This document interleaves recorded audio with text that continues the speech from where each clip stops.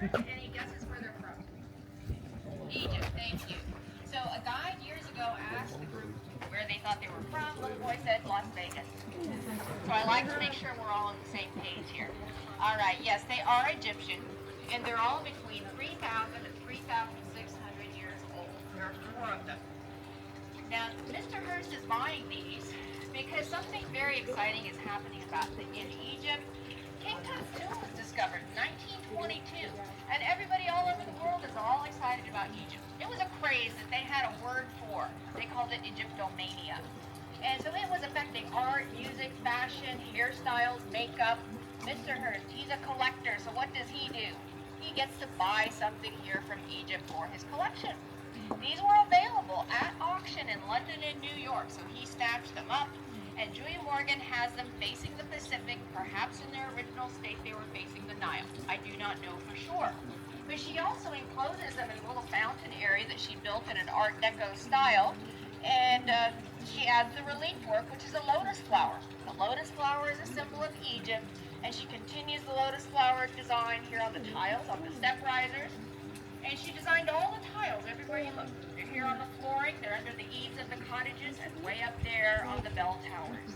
She sent her designs to a company in Berkeley called California Faience. They made about 100,000 tiles for the castle. When guests arrived, they arrived right down here. They typically got a train from Los Angeles around 8 o'clock Friday night. You got your invitation, you were told to meet in Glendale at the train station and board Mr. Hearst's private rail car. They would come all the way up to San Luis Obispo, where Steve Zeger's taxi service would greet them, take them out for breakfast, and then bring them here to the top of the hill. They would arrive right below. A housekeeper would meet them, tell them about their accommodations, and you could have been assigned to one of the 3 cottages. So we passed 3 guest cottages or upstairs to one of the bedrooms in the main house. Right now we're going to head up here to the front of Casa Grande and talk about the building. Sure.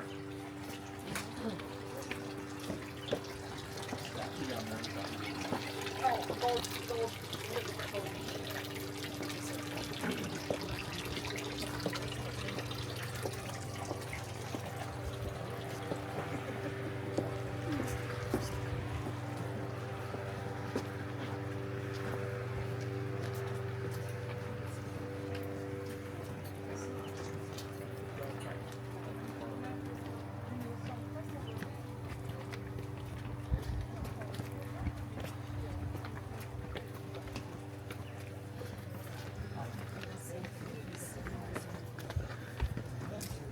We've got some misters for you.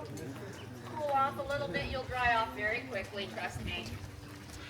Got some benches you can sit on. You're welcome to sit on the marble benches or the rattan furniture. These benches have been treated, so you can do that.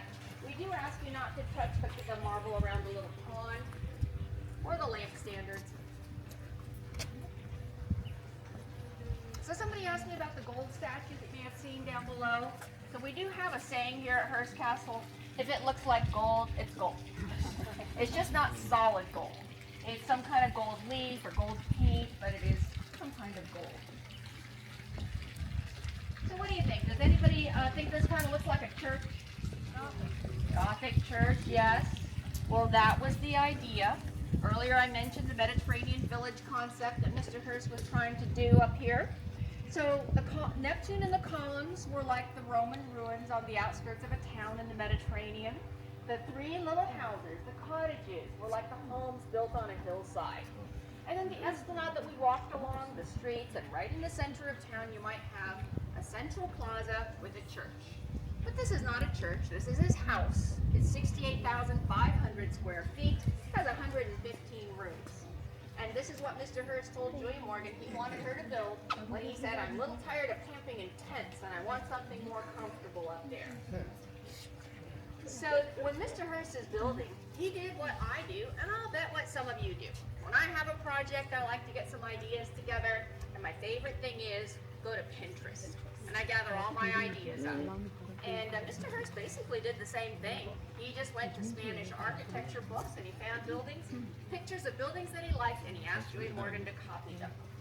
And so the towers right there at the top, those 2 towers look very similar to a building in Ronda, Spain, a church with a bell tower.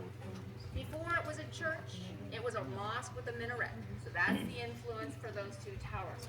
Mr. Hearst always liked symmetry. He always wanted two of everything centered. So Julia Morgan puts in two towers. And then underneath there is a little roof-like section. It's all carved out of teak wood. That too looks like a building in Spain. And Julia Morgan has a Swiss carver do all the work on that little roof-like area. And his name was Jules Supo. So she worked with a lot of European immigrants who were excellent at their craft.